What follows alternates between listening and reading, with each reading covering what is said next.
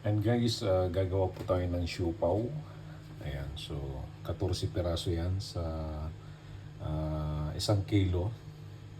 Tatlo lang naman kami, so laki-lakihan na natin. At hindi naman pang negosyo ito. Ayan, pasensya na kayo kung hindi ko naumpisahan mula kanina, pero 1 kilo po ito na all-purpose flour. At 1 kutsarang yeast, 1 kutsarang suka, 1 kutsarang baking powder. Ayan. At 3 kutsarang cooking oil kasi wala naman tayong lard. So, at gumawa na rin ako ng ating pang palaman. Chicken po yan, chicken breast.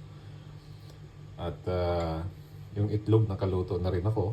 At niluto ko na rin po ang sauce. Ayan po. Ayan po ang sauce natin. Yun o. Ayan o. And lagyan ko po yan ng 2 star anise. At saka konting balat ng cinnamon. Ayan. Siyempre, lagyan natin ng cornstarch at konting magic sarap. At ang pinangtamis ko dyan mga kaibigan ay siyempre honey. Original yan honey, galing Pilipinas. Nagdala ang aking kasama. So hindi ko pa nauubos hanggang ngayon. Kaya honey na ang nilagay ko dyan sa pangpatamis. At siyempre, lagyan ng konting magic sarap. Ayan na po. So iayos ko na po para lutuin. Ayan na, isasalang na natin. Lulutuin na natin yan.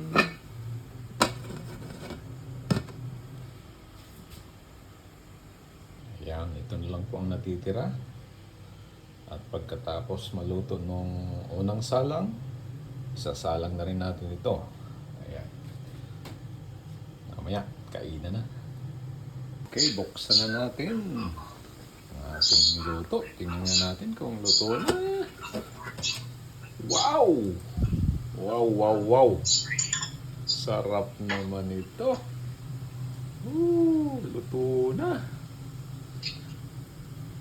Subukan na natin guys. Yan o, may itlog sa loob o. Wow! Ang kagat. Para sa inyo.